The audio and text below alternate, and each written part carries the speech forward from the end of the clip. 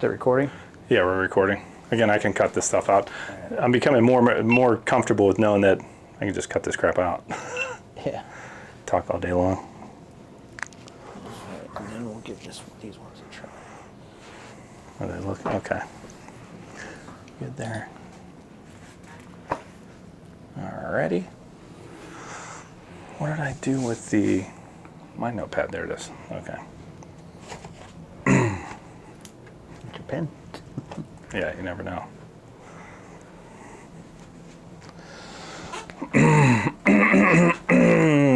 La, la, la, la. There we go. Okay. All right, welcome back to Bill and Todd's Excellent Adventure. Ventures. Is it Ventures? Yeah. It's not just one. It's many. It's many adventures. All right, welcome back to Bill and Todd's Excellent Adventures. Hold on. I need to roll into that. I went too fast. All right, welcome back to Bill and Todd's Excellent Adventures. So last time we talked about the 5 Ds. The 5 Ds. Do you remember the 5 Ds? I do remember them. It's detect, deter. I have to read them, but anyways, I have to do that. So I'm going to roll back into it and say our names one more time.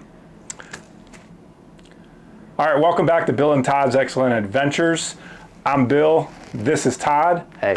And if you remember from last episode, we talked about the 5 Ds. That's right. To secure your home, that's the first thing you want to do. In emergency preparedness, securing your home.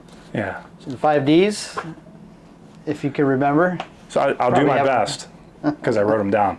So detect, deter, deny, delay, and my favorite, defend. I mean, I say that, reluctantly.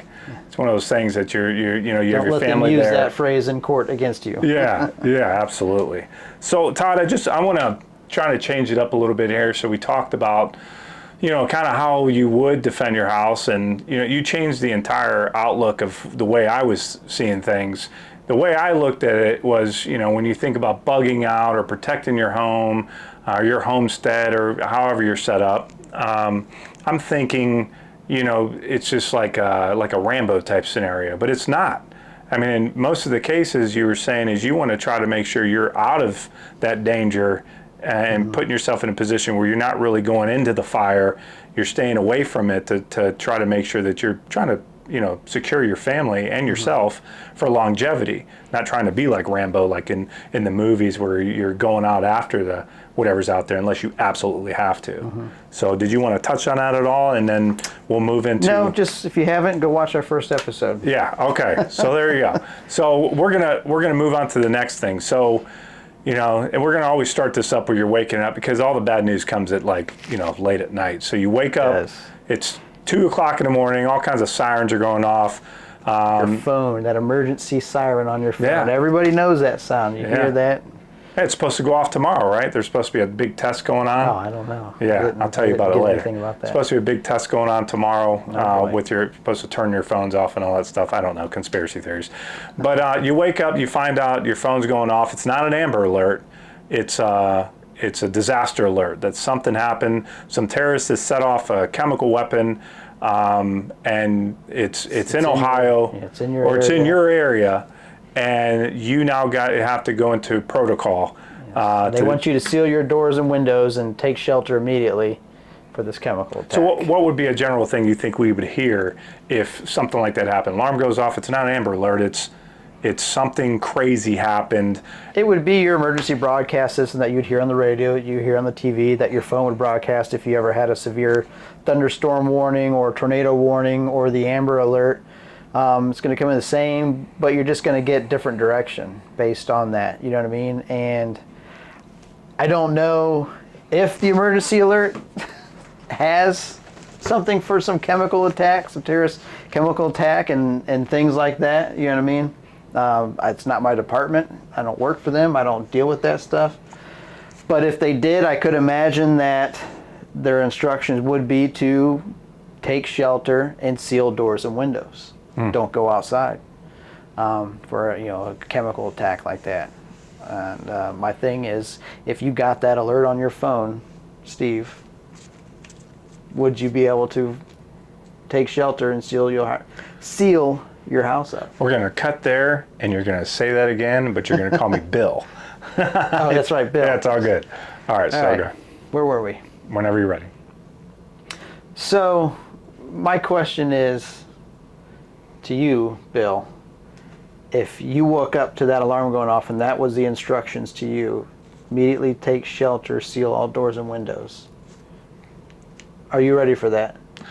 No, I don't think the average American's ready for that. I think when you really start to think from the first episode, it completely changed my mindset that I knew I was not ready for an event like that. So I would not be ready for an event like this. In my mindset, I'm thinking throwing some blankets over the windows, and that's what we think, right? Yeah. So we're thinking throw some blankets over the windows, and they just.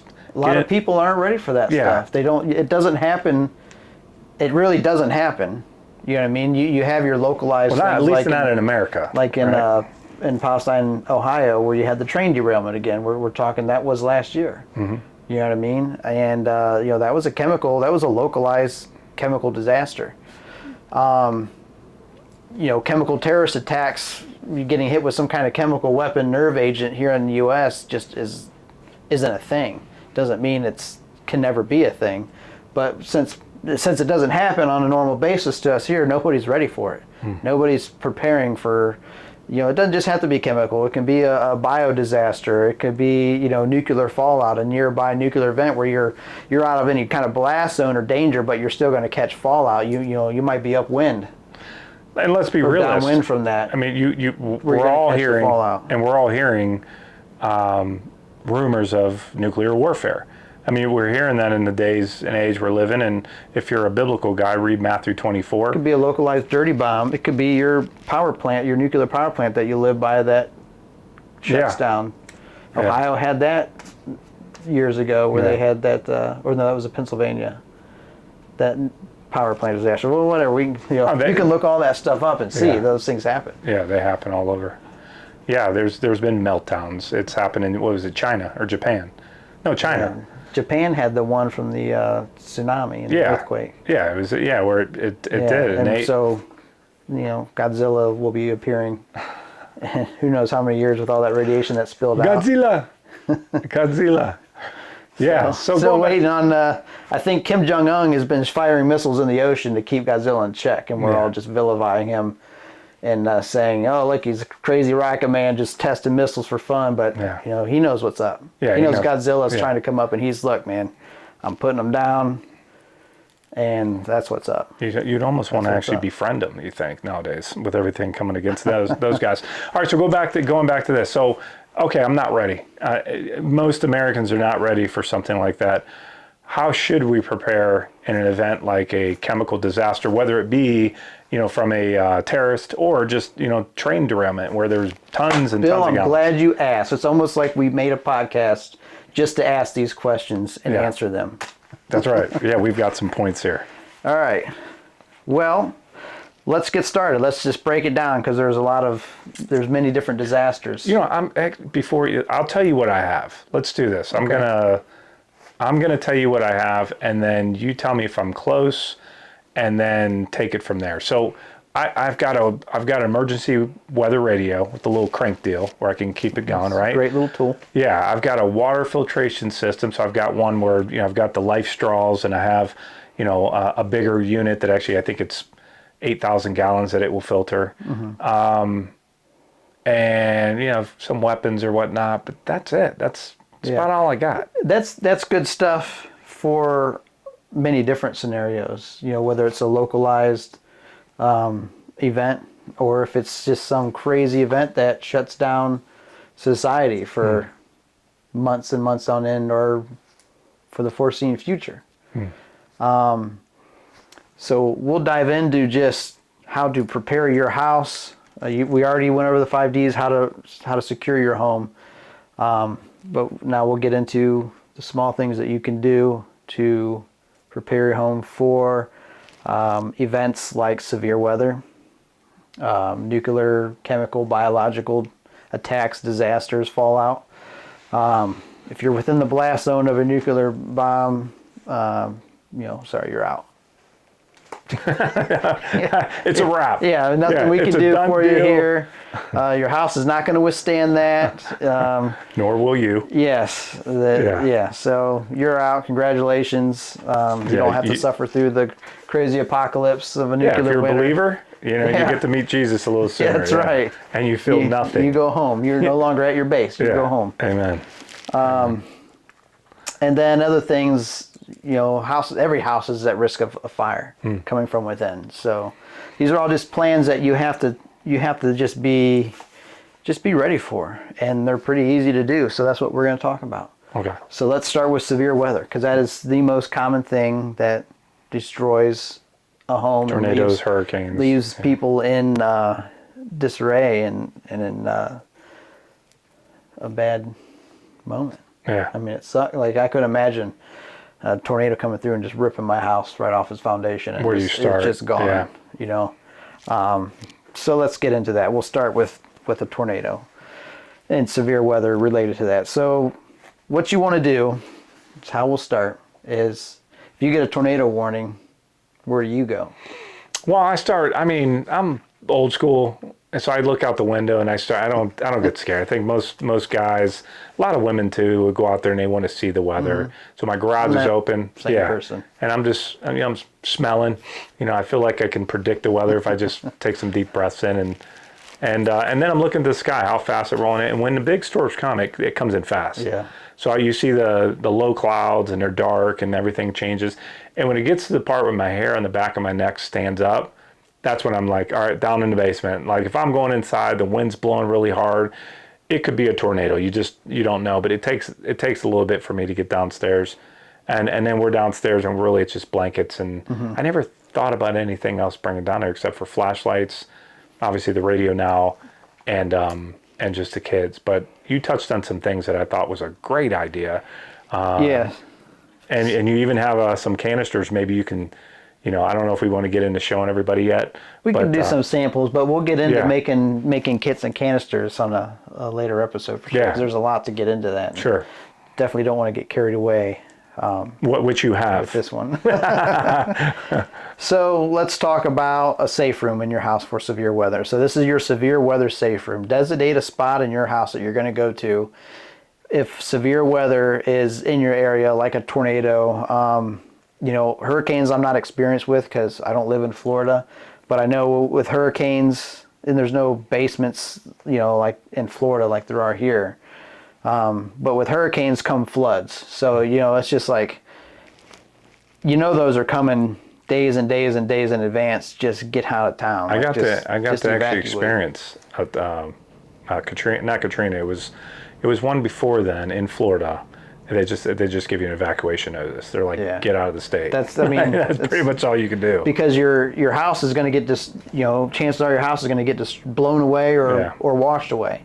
And there's just really nowhere to go if you're going to take the brunt of that hurricane. You know what I mean? I don't have an advice for you to say, here's what you do in your house. No, just get out. You know what I mean? You don't have to leave the state, but just go more inland, and get away from it. If you have family somewhere, just go stay with them. That's my best advice for that. So, but up here in a lot of places in the U.S., we're subject to tornadoes. Tornadoes are Make them quick. Yeah, there's really no adequate warning.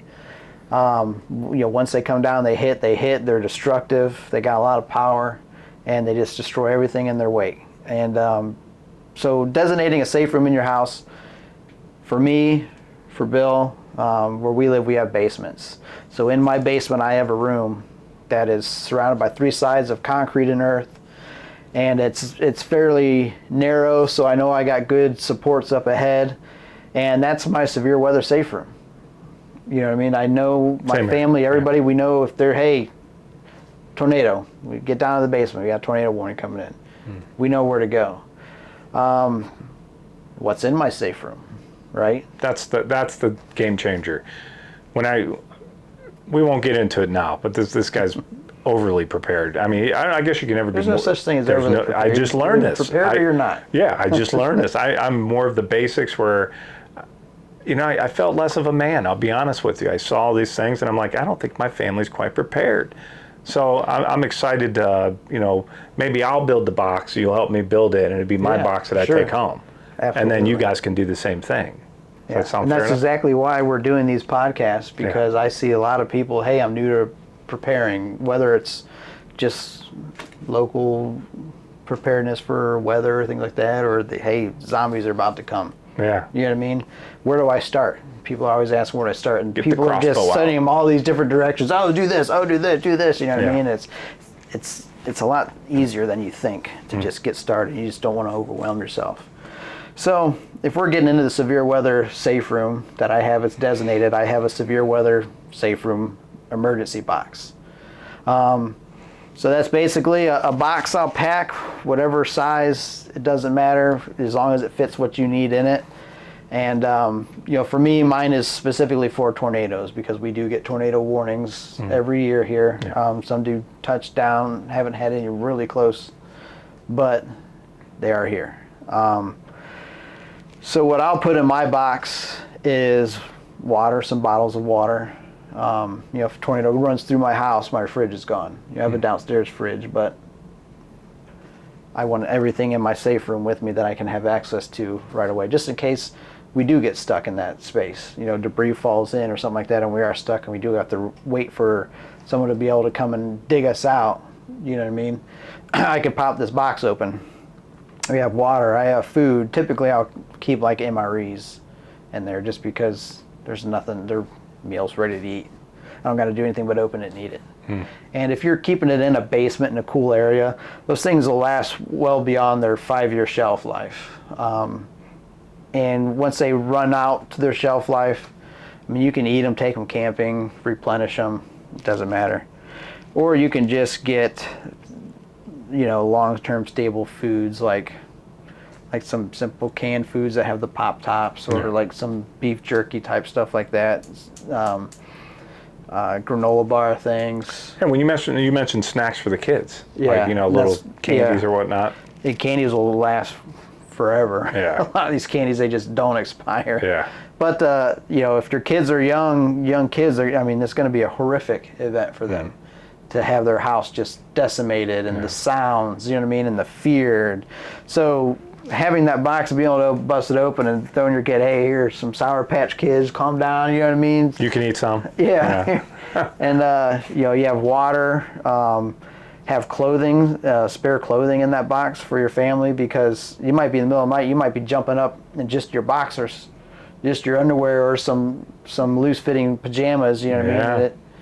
So you don't really have anything to crawl out into. We know how some of you guys sleep, so you could be in a worse situation. Some could just be butt-ass naked. And so nice you get down there and you can dig into your box, just some simple clothes, whether it's just some sweatpants and sweaters, or, shorts and t-shirts, depending on your climate.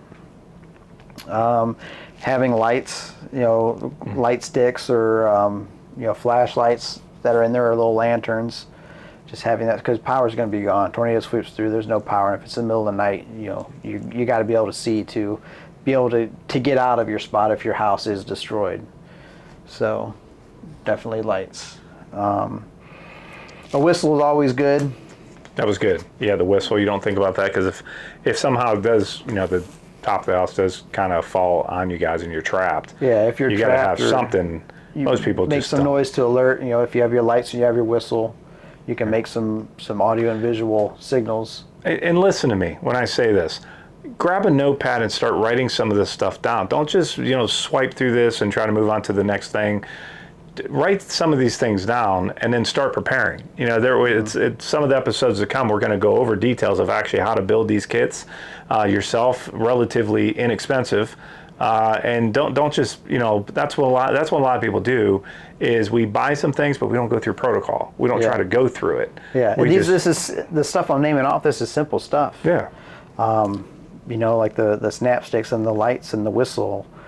That's easy stuff you can get at any gas station, dollar store. What I mean? A lot of it is cheap and won't last, but there's stuff that is also inexpensive that will last, that will do you just fine. And if you're storing it in the box, you know what I mean? Especially if you have like a metal ammo can or a metal container or a really hard surface box, it's going to protect your contents inside from impacts and from water. So your stuff will be good to go. And nothing is really fire and forget. So when you build these kits, the things that require batteries, they're not going to sit in there for 10 years and be ready for you. If you don't go in there and check and change out the batteries, make sure they're not getting corroded or damaged or not working, then you need to change them out. So when would you change it out? When would you do an audit on your something like this, a kit like this, I would do an annual audit. Okay. That's all you need is just an annual audit. Okay. And if you want to do a biannual audit, fall, spring, do it. But really, you only need a year. Check on everything every year. Things with batteries, just don't store the batteries in the light. You know what I mean? Yeah. There's going to be a drain of power. Yeah, so just keep them in there, and then that's where you get that corrosion will start to come to if you're not paying attention to things. And that's why you have the glow sticks. You know what I mean? Because if you get in there and you immediately lose power, if you don't already have a flashlight going with you that you should have by your bedside, which we'll get to all that stuff with all our things like that, then you can easily pop a glow stick. You don't have to open up a battery case. You don't have to put in batteries and do that all in the dark and wet and rain and everything that's going crazy. You can pull it out, snap it. Now you can see. Now you can start putting the other things together if you have them disassembled for for shelf. Oh yeah, there can't be anything worse than in an event like that where the tornado does hit your house or a hurricane or whatever the case it might be, and you have no light, and the power goes out. It's quiet. The kids are screaming, and you can't see any of it. It's 2 o'clock in the morning. You don't know what kind of sharp objects are around that you could step on or fall on or hit. If you can't, at night, light is information. You know what I mean? What I can't see, I can't gather information about that. So if I can't see ahead of me, I can't gather any information as what kind of obstacles or things are ahead of me. And if you got to navigate through that blindly, that you might be getting the information a little bit too late as you're stepping on some sharp object or grab something that's loose that you could have clearly seen and has now caused other things to fall in on you. Just have the light for sure. Make sure it works. There's plenty of great lights out there. The USB rechargeable ones. Those batteries stay very, very well preserved. And if you got the crank radio, you can keep plugging it in. The side too. Well, yeah, you can use that. But those USB rechargeable ones, you can keep those every year. You can pull it out, plug it in, charge it up. Some of them have the USB rechargeable batteries, so you can pull the battery out, recharge it, and throw it in there, and keep it in there once a year. Or you could just have the ones that just take regular AAA, AA watch, or those little ROM watch batteries and stuff. Just change those out, check on them. I got another question. So, bathroom. Say you're safe in your room, and you can't get outside yet. You're waiting for maybe somebody to come get you out. How do you go to the bathroom? Good question. What I have is a chemical camp toilet. You can get these things for under $100. And it's a toilet seat with the tank underneath of it, and it's a sealed unit tank. I told you this, guys.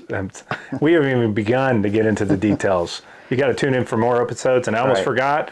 Don't forget to like and subscribe and share with your friends. Yeah. Back to the toilet. We'll do another, like I said, episode. I'll get all these things out. Okay. And show them so you can see what they are. But these little portable chemical toilets, they said they're under $100, and it's a sealed tank. So you just pour your chemical in there like a gallon jug of whatever it is they recommend for the product you get. You put it in there, and then you just use it just as a toilet.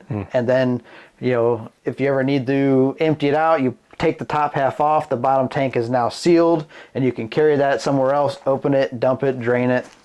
And let's be honest, after an event like that, you're gonna have to go. Yeah, and it comes back to the change of clothes. You might have just shit your pants during that event. That's right. Right? Yeah. You might not have made it to the toilet. Last thing you want to do now is sit down there stranded, stuck, trying to get help with shitty pants. And then when the people come and see you, like, what's that smell? Yeah. Like, oh man, so don't be that guy. Ooh, that smell. Change your clothes. Yeah. You'll have a change of clothes in your box, and hygiene wipes, which is on the list here. Yeah. Having hygiene wipes in there, because if you are using the bathroom down there, or you the incidents, or tornado takes down your house and your garage has an oil pan from when you changed the oil in the old car 3 years ago, and the old oil's still sitting there, and that flips through, and all of a sudden you got oil dumped down on you, and it's just chaos. And it'd be nice to just be able to clean up, just to kind of help a little bit with your mental state. Yeah, because most of our mindsets is it's going to come through, it's going to miss our house, there's not going to be an issue with it, and then we're going to go back to our normal life. That's how we think as Americans. We do not think at any point in time that tornado is going to come hit us, or that it's going to affect us in a way. And most people, when you see them, they just said it just came out of nowhere. Some tornadoes come and they wipe out the whole community. So your whole house here and there, you still have a community that can support you. You know what I mean? As you come out of your destroyed house. But some of these communities have been completely devastated, where everybody needs help. So that not like your neighbor be like, hey, come over to my house, we got stuff, we can take care of you. You might pop out and your neighbor's house is gone, and their neighbor's house is gone, and your whole neighborhood's gone. So, and that's when you're just going to have to rely on yourself. And on God, a lot of prayer. Until you get that next level of help. So again, we'll break that down. Your severe weather safe room is whatever place you designate is safe for whatever severe weather you have in your geological area. And whether you have a basement or not, that's up to you to figure out what's the safest place for you to go. Excuse me. And then have a severe weather safety box. Water, food, clothing, weapon too. Always have a stash of weapon, because we used to, like in Katrina and things like that, where communities fail in some events, chaos erupts, crime. Look how much nonsense happened in Katrina. You literally had to deploy the military and National Guard and everybody go there and start patrolling the streets. Because it was just so chaotic. There was no society, there was no law basically. And you think the riots in like Los Angeles and New York were bad. You can imagine a whole community is devastated in the outside community that maybe it's a rough area, wants to come in and take advantage of those. And you'll get those people who will come in to take advantage. And so having a weapon, whether that's a knife, spear, a club, a bat, a gun, whatever you determine you're comfortable using as a weapon, don't skimp out. Have a gun. But you know what I mean? Whatever you're comfortable with. Have that weapon in there. Lights, flashlights, glow sticks, headlamps are my best because it frees your hands up. I love headlamps. I've got them. Nice. And they last a long time. Throw it on your head. Now your hands are free to do other things. You don't have to yell at your kid, hold the light, hold the light. Emergency storm weather radio, the kind that can crank and back up. The new ones are nice because it's got a light, it's got the radio. They also have you can recharge your USB. You can recharge your USB stuff on it. It's got USB-C on it. And they're what, $40-$50? Yeah, $50. You can buy. $40-$50 because I also bought some walkie-talkies we'll talk about later. Whether they have a weather radio or channel as well. But I think it was about 50 some bucks on Amazon, and we'll get into the details and we'll link all those in descriptions and later on down the road. For sure. So then a whistle, the treats, treats for kids or your dogs. Hygiene wipes, and if need be, a little chemical toilet. 6-pack for some of you guys. We know how some of you guys are. The stress of being down. Now you're stuck with the family for a while. So, and then anything that you feel in your mind, if I'm sitting in this room and I'm looking up and my house is gone and there's no help coming for X amount of time, what other things do I think I could use in this situation? Put that in your box, and at least try to do an annual checkup on that and just go through it. You'll probably be adding and taking away as you progress as well. As you continue to do that audit, you'll probably say, I don't need this really, but let me add this, and you'll continue to until you perfect that box. And if you have severe weather at different temperatures too, you know what I mean, you make sure your boxes doesn't have spare summer clothes when you have a winter emergency. So if you have all the seasons like we do, I would just suggest some kind of sweatpants and sweatshirts, stuff like that, you know what I mean, or t-shirt and gym shorts, having both of those in there because they're lightweight clothing, they don't take a lot of space, they're not heavy, but you can still be comfortable in it in most temperatures. So tornado hits or something like. Well, we don't really get those in the winter, but Right. we can get that. We'll cover that under house fire. So. Yeah. All right. So moving on. So, any more questions on the severe weather? I think you're going to touch on it when it comes to the fire, because at one point I was thinking you're in the house and all of a sudden it's compromised because there's some kind of chemical smell or something. On next. Yeah. Okay. So we'll just. So the next thing to prepare yourself for are house fires, which It's common. way more common than they should be. Obviously, making sure your smoke alarms work. My time in law enforcement, I went to so many house fires with deceased families inside, even those who have made it out. It was because there was no smoke alarm. Nothing alerted them. The thing that alerted them was them waking up, coughing, and gasping for air. You know what I mean? And set a reminder now to check your fire alarms. Who were able to make it out of the fire. Yeah. I'm gonna do that when I get home, because I don't think I've checked mine in a while. Yeah, so check those. Fire extinguishers are great to have, not just one in your kitchen. Have them in multiple spots in the house on every level. Yeah. And make sure everybody knows where they are. Fire ladders, if you have 2-story houses or more. These Got those. Yeah. fold-up fire ladders. They're like $70, Yeah. I think, per ladder. Yeah. Those are great because, again, many times I've been to house fires where people are hopping out of upstairs windows because they can't get downstairs. That's a broken leg. They cannot get down there, and they're hopping out the window, and they're getting hurt, they're getting injured, or some of them are just hesitant because they're too afraid to jump out, and they pretty much just kind of fall out as they lose consciousness from choking on the smoke. Or they go back inside and die.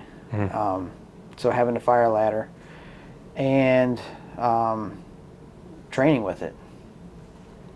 Yeah. Don't just get a fire ladder and be like, great, here it is. Take it out of the box, make sure it opens and works, learn how it works, know how it works. Make sure everybody who's going to be in a position where they might have to access that ladder in your house knows how to use the ladder, knows how to, you know what I mean? Like I tell my kids, they know how to set the ladder up, they know how to deploy it. And when it came to popping the screen out, I told them, don't be trying to fidget with the screen and pop it out. I said, sit back, take your foot, kick that thing out. I go, the screen will pop right out. And then deploy your ladder. Don't sit there and try to fiddle around. I can't get the screen out. Now what? Throw something at it. Yeah. Nobody cares about the screen. No. Your house is on fire. So kick the screen out. Then whatever you have to do, take that screen out, deploy your ladder. So all my kids know how to open the windows, unlock the windows if they are locked, and boot a screen and deploy a ladder. They all know how to use the fire extinguishers. They know where the fire extinguishers are. Then another thing, again, is coming back to the severe weather box. You have a fire box. And that could be at your neighbor's house. It can be in your trunk of your car. It can be in your shed in the back. Somewhere where if your house catches on fire, that's not going to burn up too. Because again, you could be waking up in the middle of the night, butt naked, in your underwear, and it could be 2 degrees outside in the middle of winter. Because when Christmas starts rolling around, all kinds of things are plugged in. Fires can happen at any time. And it's cold, especially up here in Ohio where we're at, it's cold. And if you got to run outside and you're in that freezing cold, it'd be nice to know that you have access to spare clothing, some spare supplies. A lot of your neighbors are going to take you in, first responders are going to take you in, but it's still nice that you can put on your clothes and you're not wearing the blanket, and sitting around. You have, as things calm down, if you haven't got to it yet, hey, I got a box back there, can I get it? It's got our personal things in it that we can change into our clothes and be more comfortable. And so whatever, there's nothing really specific to have in that firebox. I just suggest clothes. Clothes, coats, especially if it's in the wintertime. Things that are going to keep you warm. Candy for the kids. Yeah, candy's always a good one because it has a long shelf life and it's good and it just makes people happy. Excuse me. That's really all there is with the house fire. They happen quickly, especially older homes don't ignite as fast as these newer built homes. I was thankful to hear that because I actually have an older home, and when you shared that with me, I was like, it's actually reassuring. It's although it's not going to let down my guard, but at the same time, it does. Yeah, and it's just because the wood was a lot more dense It doesn't ignite ignite and burn as quickly. And they did a demonstration on that. I watched a video when I was in a training, and they had two homes built. One home built from all material pulled from a demolished, an old century home. They repurposed that material and rebuilt the room. Then they took a room and built it with modern code stuff, everything that built a house now. Everything had the same thing inside of it as far as furniture and decorations and things like that. And they all had the same thing catch on fire in the inside. And that newer built room was completely engulfed, done for, in a fraction of the time than the old room. The old room it seemed like it just took a long time for that room to fully engulf and catch. Like, roast some weenies before like you so head slow, out. yeah, so slow you could have went down there like, dang, my Roast house is some on weenies, fire. have a little snack. Get up, let me get dressed real quick, you know what I mean? Stretch a little bit, get some coffee on the pot. It's gonna be cold out there. Let's get ourselves some cup of, you know what I mean? Like before it's gone. Like that's how I felt it was going. Yeah. So, but in no means do you take, I got an older home, so I don't need smoke detectors or anything like that. By no means don't take that as you're safer. You know what I mean? Your house is just not going to burn down as quick. That's all. People don't die from the heat of the fire. It's the smoke that gets you. And a lot of times if you're in bed and you're sound asleep and your smoke detector isn't going off, you're not waking up until your room is full of smoke because you're now choking. You're waking up because you can't breathe. Yeah. And probably can't see. Yeah, and then when you wake up to that, you're going to go in full panic, more than likely, and trying to grasp for air, trying to find a way to breathe, trying to have where's the kids, where's the animals, what's going on. Yeah. So you always want that early alert. And it goes back to the 5 Ds. Detect. The very first D is detect your threat. The very first thing you need to do is detect. And if you have a fire and you have smoke detectors, the first thing it's going to do is it's going to detect. And it's going to let you know, hey, got a fire. Or you're burning the bacon. Yeah, so you might want to deter it by, if you have a ladder in the room and you're upstairs, you close the door and then you open the window to throw the ladder out so you can actually have time to get out before anything else. And I'm glad you said that, close the door. Because closing that door to your room and opening that window is going to reduce more draft through the house, because draft that goes through the house is going to increase that fire's heat and that fire's growth. Yeah. So if your door is open and you open a window and there's a window open downstairs and all of a sudden you just allowed more airflow, to push through that house, it's going to feed that fire even more. So that's, any questions on fire? No, it sounds good. Again, having to change the clothes and, walking through a step-by-step procedure with the kids and with the family. If you're home, if you're not home, if both parents are not there, what the kids should do. You've got to go over that at home. You can't just assume because you're in charge and you're the one taking care of making the calls, that there's times when you're not going to be there. If you have a 15, 16-year-old kid and then there's littler kids there, they've got to be able to take the mantle from there and run with it. So, and it also comes down to emergency situation where if there was a collapse in society and we are living in this apocalyptic type of world, but you still have your house, most likely you're going to be using candles or other burners and things like that. Your house is still subject to fire. And if your house burns down, there's no fire department coming, there's no police response, there's no medic, there's no hospital to go to. You're on your own. You're on your own. You know what I mean? And you're going to want to have a better outside firebox with more stuff in it. More stuff in it, yeah. So, and that's stuff we'll get into when we start talking about the fob. There's levels to this. So, right? This is just, let's take it, this is a peacetime fire safety. So, we'll get into what I just talked about, how to prepare your house if there is not that second level of help that can come from first responders. Okay.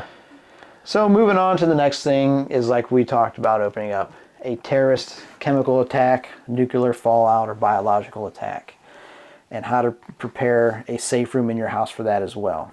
So, yeah, and again, write this down because my guess is nobody, a very small percentage of people are ready for something like this. Yeah. So and it's pretty simple. It's a pretty simple setup. For example, in my house, my severe weather safe room is on a totally different floor in my house than my nuclear, biological, or chemical safe room. So my severe weather room is in the basement. My safe room for NBC, nuclear, biological, chemical, we'll just let you know that's what it is now, so we can say NBC from here on out. NBC. My NBC safe room is my master bedroom. And for me, why that is, because it's on the second floor. I prefer to be higher up just because nuclear fallout, chemical agents, biological things, a lot of that stuff is heavier than the air we breathe. And as it starts to settle and gather and accumulate around, it's going to settle to the lowest point. And if it's seeping in any of your windows in your house, and you're in the basement, because the basement this is my severe weather room and my safe room for NBC, well, now all that stuff is going to seep and settle in your basement. It's not going to settle as much on your first floor or on your second floor, if you have a second floor. So keep that in mind. You definitely, unless you just have like a really great airtight sealed bomb shelter type of safe room in your basement, Which we'll get into as well down the road. don't use your basement as, I'll call this a lightweight NBC safe room, because that's what this is. It's a lightweight NBC safe room. It doesn't necessarily mean it's happening here, but it's in a general area, so you've got to prepare. So mine's in my master bedroom because I have bathroom. So there's toilet, there's running water as long as water is still running, and I have ample space for the family to hang out, sleep if need be. I have a TV in there if we are having broadcasting services do happen to work. But regardless, I have the space for everybody to sit comfortably, because this could be a lengthy period of time that you're in this NBC safe room. I have rolls of plastic and painter's tape. That just allows me to seal up all the windows, any vents, and to create a barrier around the door, so that way I'm not pulling air in. Now, here's where the part gets a little bit more, how would I say it?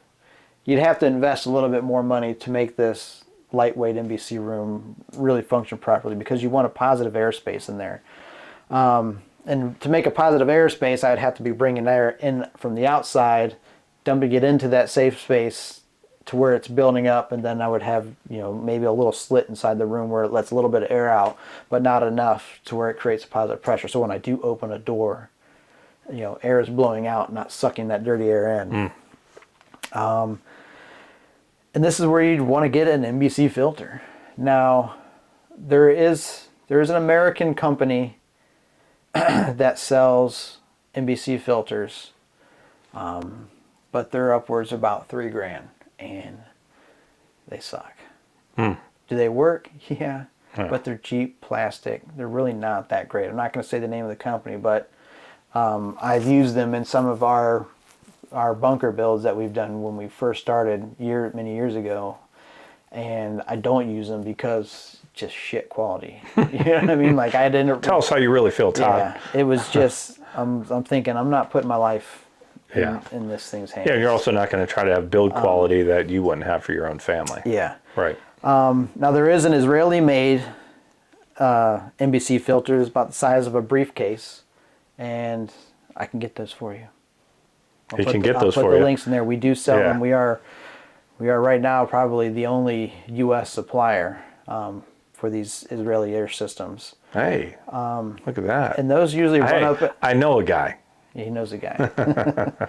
Those are usually going to run you upwards at about $2,500. And these things are set up for a room like we would be doing with this. They're designed to withstand multiple attacks. They have a backup crank too, so if you don't have power or battery source, you can run your air. Typically you run the air for 1 hour per person per day. So if there's 2 of us in the room, then I only need to crank that thing for a total of 2 hours a day.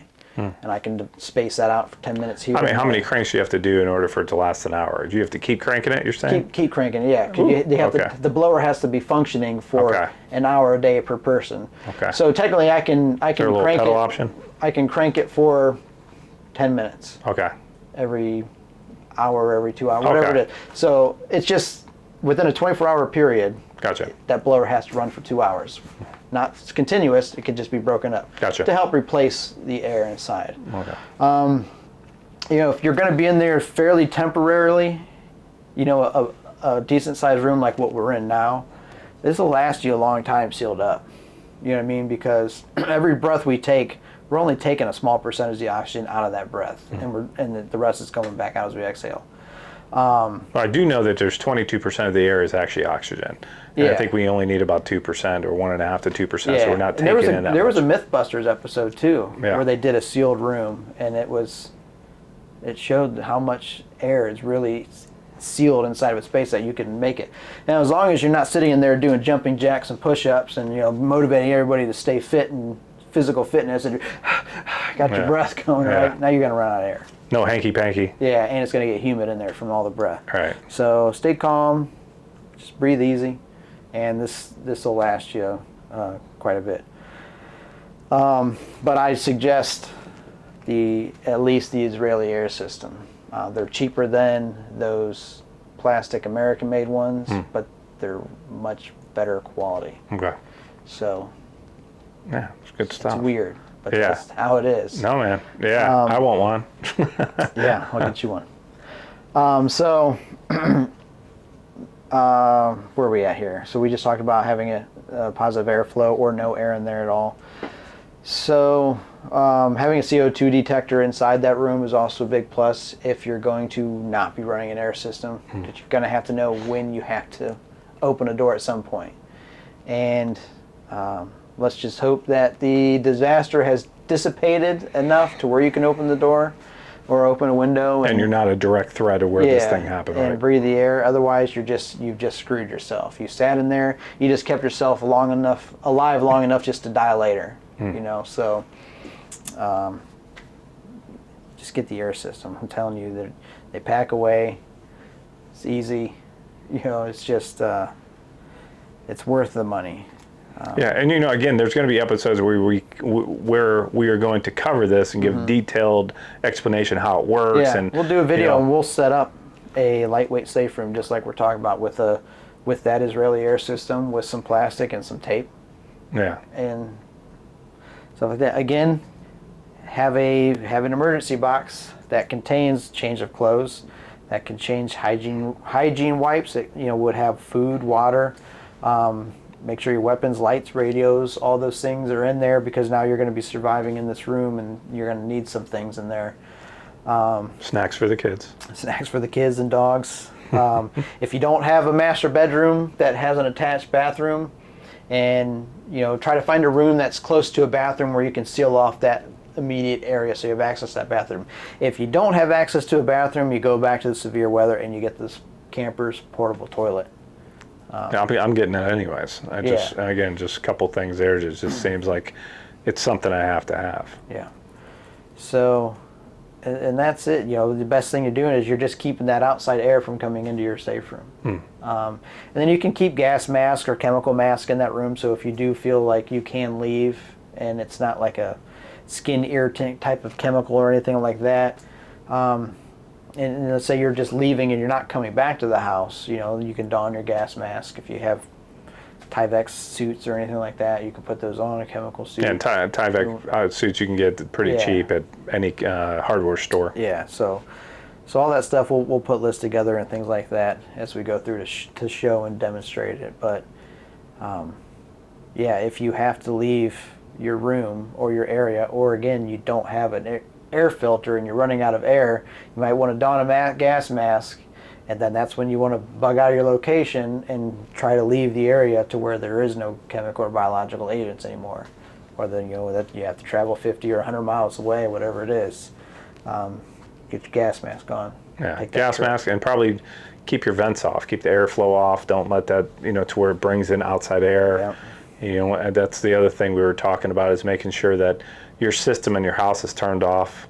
Turn it off. Don't let it. Yeah, and most furnaces have just a simple light switch looking thing, on-off switch. Or it's on your phone. A lot of you on your phone. Yeah, or you can flip it and that just the blower won't turn on at all. Sure. So, and that's it for a lightweight NBC room. So, to recap, you have your severe weather room, and designate a spot in your house that your family knows is severe weather. Create a severe weather emergency box. All the things we talked about: water, food, lights, whistle, hygiene wipes, treats, weapon, clothing. Have a fire plan. Have all the things you need to prevent a fire: smoke detectors, fire extinguishers. Have the fire ladders if you have second floor stories or anything like that. And make sure, again, that you know how to use a fire extinguisher and you know how to deploy the ladder. Yeah. Like, don't just buy the box and then put the box under the bed, because then you got to pull the box out. You got to rip the tape apart. You got to open the box. You got to pull it out of the plant, whatever. Don't do that. A lot of businesses closing down right now, and they've every business has tons of those fire extinguishers. Yeah. You can go on Facebook Marketplace. You can find these things left and right. And a lot of, even though they're expired, they still work. Yeah. And you can get them cheap that are expired just to go and play with. If you've never blasted a fire extinguisher before, you're missing out. Yeah, you're missing out, and at least you'll get a feel of what it's like, what to expect. Yeah. And so you know what you're doing when the time comes. Yeah, so you can see how Todd is very calm when he talks about this, because he is prepared. But are you prepared? That's the thing you have to ask yourself. Are you prepared? And if not, you don't have to run out and buy, go to Amazon and spend tens of thousands of dollars and all this stuff now and get your wife all upset at you because you spent a bunch of stuff on trying to save the family in the future. What you can do is slowly start now. By just slowly have a list, and from the most important thing you have on that list, start there and work your way down, or maybe start with the small things and work your way up. You come across a little extra money, do that, because if you're that person that in an event where you think that that's never going to affect you and you're not prepared for it, it could put you and your family in a really bad predicament. Yep. Last thing is the lightweight NBC room. Plastic. The tape, sealing everything off, having chemical masks. When I say chemical masks, I mean like those breather masks that have the changeable filters on the side that painters use. Yeah, you got one right behind you, don't you? Yeah. So I have a couple different variants. Yeah.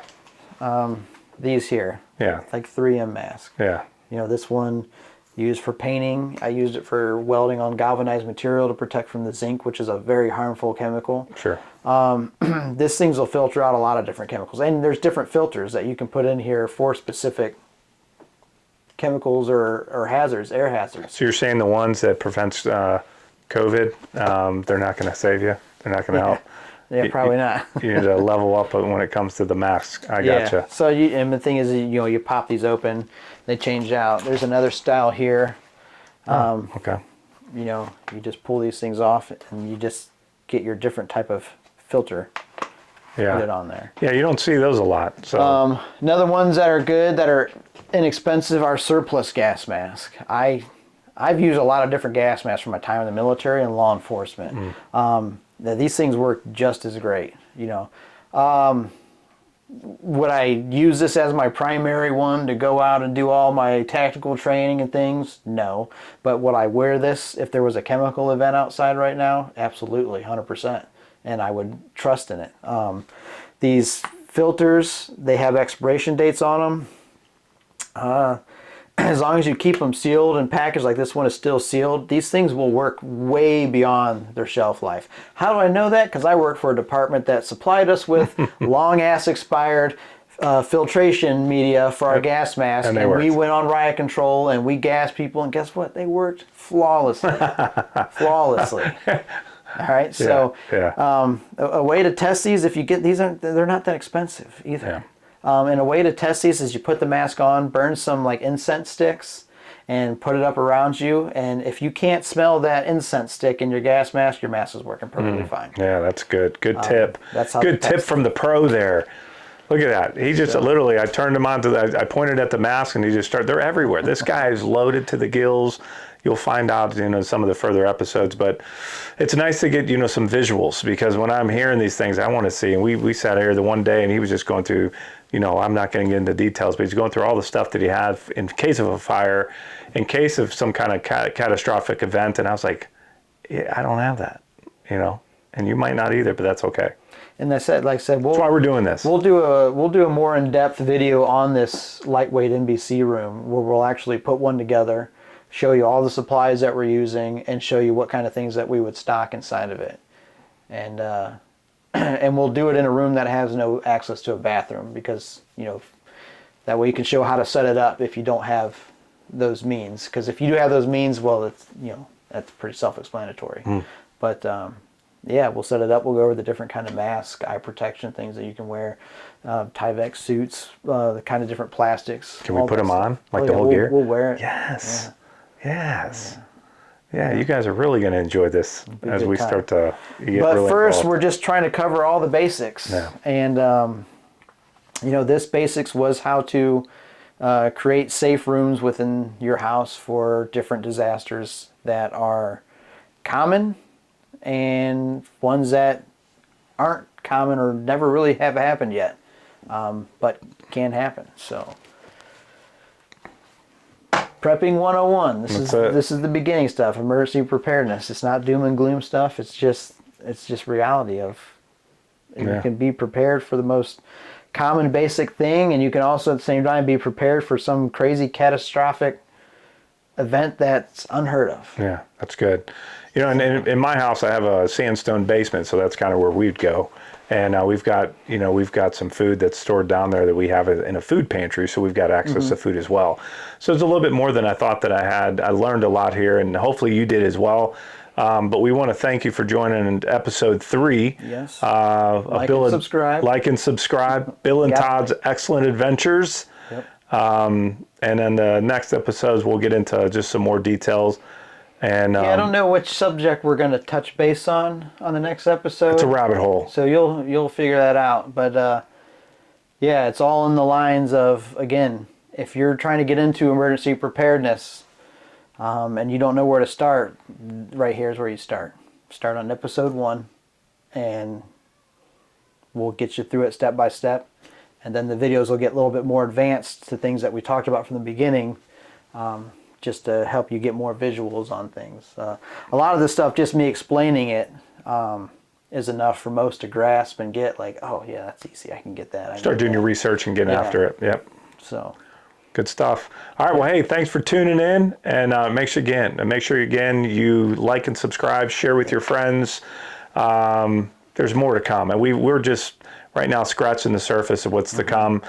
We're even trying to get a feel for this right now, but we thank you for tuning in and thank you for listening. But the more you get this out to folks, the more prepared they can be, because you would hate to actually know that some type of event happened, or I guess you would like it. You share it with somebody, they took these precautionary measures, and then they were prepared, and you had something to do with that. Pretty cool, right? Mm-hmm. All right, well, thanks for joining us, and we will see you next time.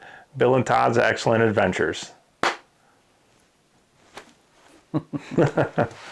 Good stuff. It almost seems like it just flows, man. Yeah. Like we know what we're doing here. That was almost an hour. Was that an hour? Yeah. Dang, dude. Because I watched the clock. The clock was almost at where it's at now when we started. 57 minutes. Well,